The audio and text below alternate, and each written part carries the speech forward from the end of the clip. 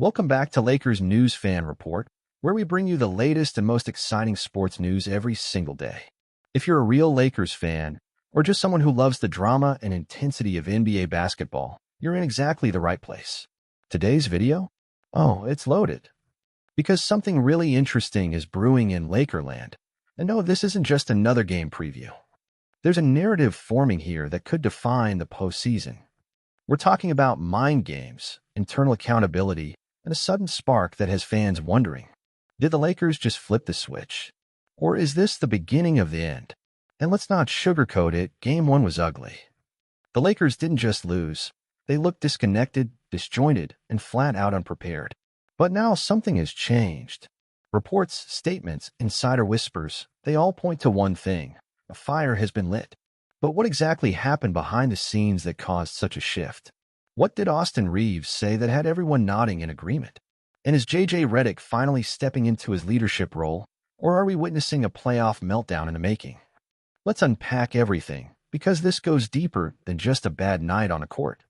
Now before we dive in, quick reminder, if you're part of the 90% of viewers who haven't subscribed yet, now's the perfect time to join the family. We're covering the Lakers every single day, through the ups, downs, and chaos. So smash that subscribe button, and let's grow this channel to 20,000 strong. You guys have been amazing, and we appreciate every single one of you. All right, let's talk about it. Game 1 against Minnesota? Brutal. The Lakers fell behind early and never really recovered. The defense was porous. The offense lacked rhythm. Anthony Edwards lit up the scoreboard, and the Timberwolves looked like the veteran team with something to prove. The Lakers? They looked confused.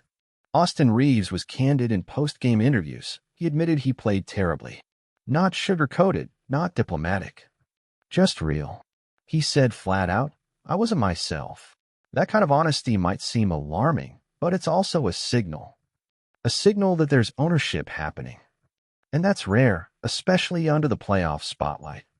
But here's where things get really interesting.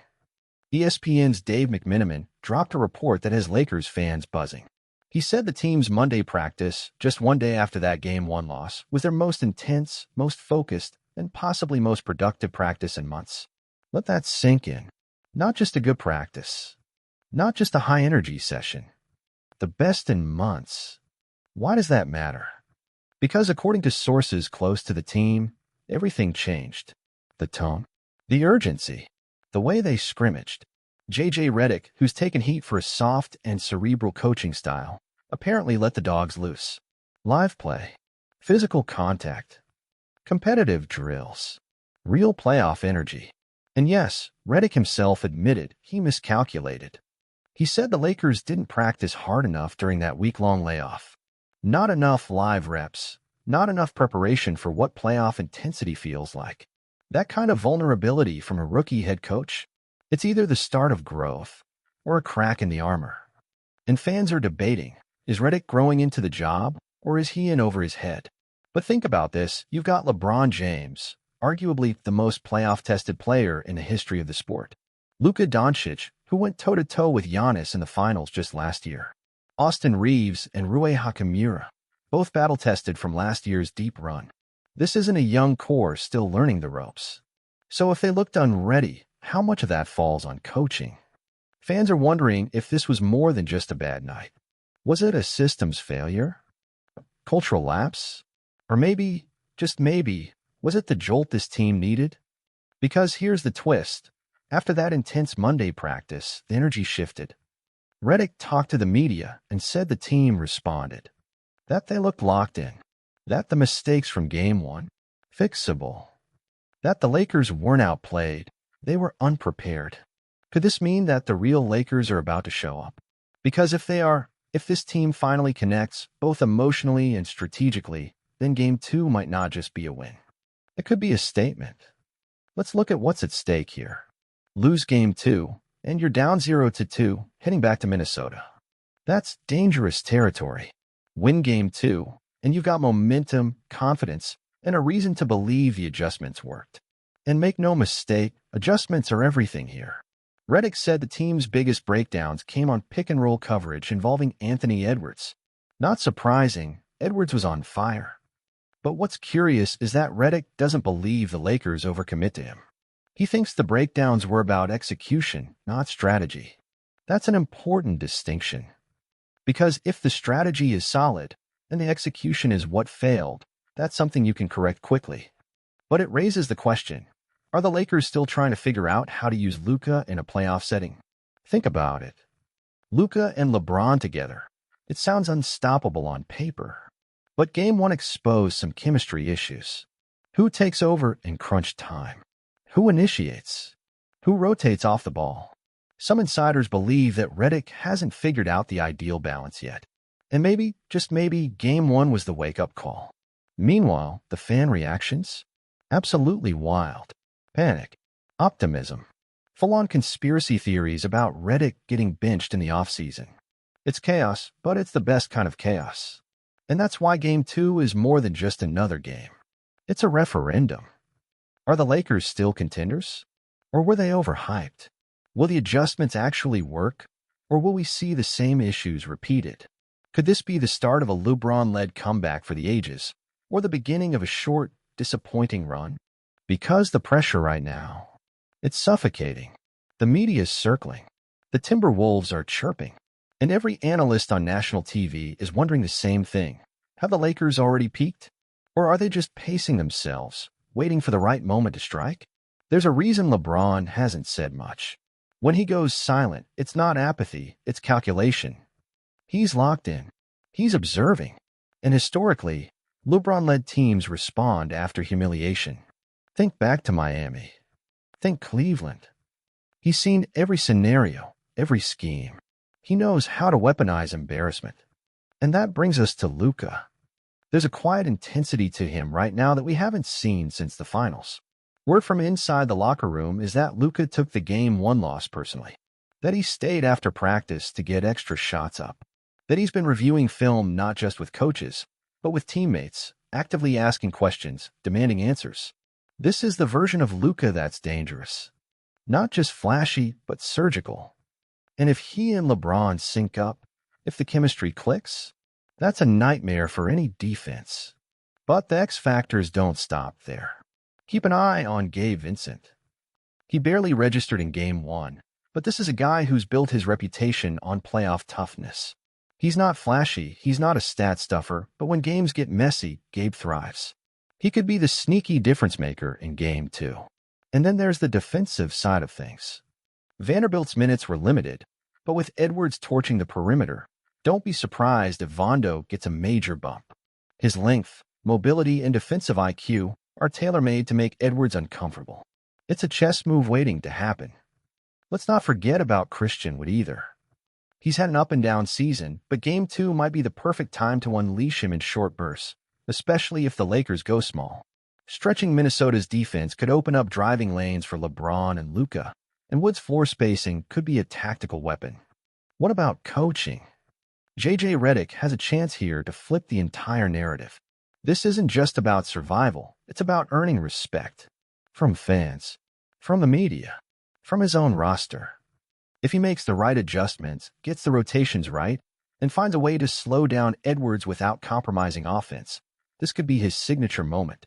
But if he doesn't, the pressure is going to mount fast.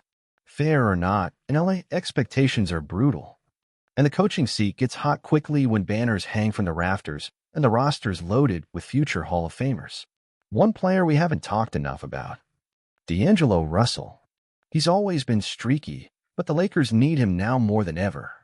He can't afford to disappear in big moments. If Russell shows up and hits his shots early, it changes the entire spacing dynamic for LeBron and Luka to operate.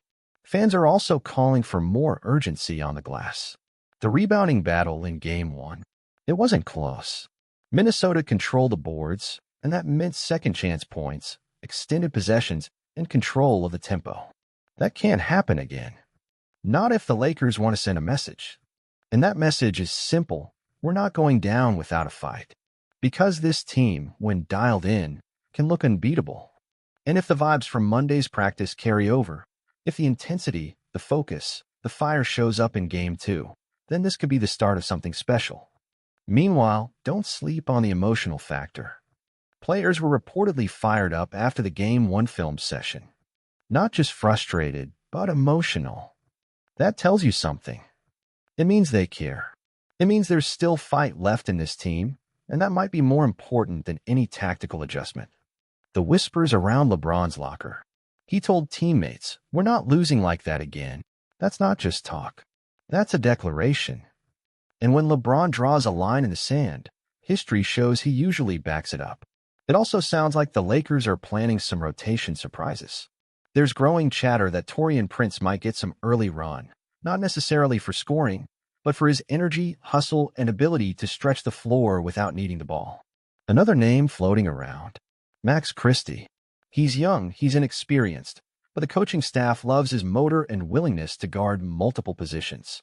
Don't be shocked if he sees situational minutes, especially if foul trouble hits early. And speaking of fouls, Game 1 was a mess in that department. The Lakers got baited into silly reach-ins and transition hacks. Redick apparently showed a full montage of those fouls in the team meeting, emphasizing discipline, communication, and trusting the help defense. That film session might prove to be a turning point. But even beyond tactics and personnel, there's a narrative tension here. Because if the Lakers win Game 2, they rewrite the storyline. Suddenly, the series is tied, the pressure shifts to Minnesota, and the national conversation changes from "the Lakers are finished" to "maybe they just needed a wake-up call." And you better believe the Timberwolves know it. They're coming in confident, maybe even a little cocky. But confidence can be a double-edged sword. If the Lakers hit first, if they set the tone early, it could shake Minnesota's rhythm and force them into panic mode adjustments. This is where playoff experience matters. Minnesota has talent, no doubt. But do they have the mental toughness to respond when the lights get hotter? When LeBron's charging downhill, when the crowd gets loud, when every possession feels like life or death? There's also a quiet rumor going around that Anthony Davis is playing through more pain than he's letting on. Something about that hip issue might have flared up late in Game 1. He hasn't missed any time, but the way he moved defensively raised some eyebrows. The Lakers need him close to 100% if they want to control the paint and protect the rim. But on the flip side, the Lakers might finally unleash Rui Hachimura in a bigger role. He's been efficient, physical, and fearless. Fans have been begging for more Rui all season, and this might be the game where he becomes a centerpiece of the game plan. And we can't forget the crowd. Back in Crypto.com Arena, the energy will be different. Game 2 is at home, and the Lakers have a chance to turn that building into a cauldron of pressure for Minnesota. The crowd has been waiting for a reason to explode. A few early threes from Luka or D'Lo could light the fuse. So here we are, one game into the series, and already the stakes feel enormous. Lose, and the Lakers are fighting uphill. Win, and everything resets. Confidence returns. Momentum builds. And the idea of a deep playoff run, it becomes real again. Let's not forget, this team went all in to acquire Luka Doncic. And while he's a generational talent, the fit next to LeBron was always going to take time. The problem? In the playoffs, you don't get time. You either click now, or you go home. Luka's numbers in Game 1 weren't terrible. But the eye test told a different story. There were moments where he looked unsure, second-guessing passes, getting caught in no man's land on defense, or forcing tough shots late in the clock.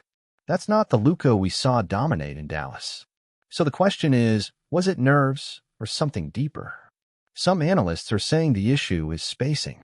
With LeBron, AD, and Luka all needing touches in the paint or mid-post areas, the floor can get congested. That's where guys like D'Angelo Russell and Finney-Smith have to step up, not just as scorers, but as space creators. And here's a wrinkle: don't be surprised if the Lakers experiment with 5-out lineups in Game 2. Spacing out the floor, giving Luka and LeBron more driving lanes, and forcing Minnesota's bigs to defend in space. It's risky, but if it works, it could completely change the series. Speaking of D'Lo, he's become the X factor. When he's hot, the Lakers are almost unbeatable. But when he disappears, the offense gets clunky fast. His shot selection in Game 1, questionable at best. But he's a rhythm player. If he hits a couple early jumpers in Game 2, it could be a completely different story. And let's not forget about the bench. Gabe Vincent has quietly been earning trust in key situations.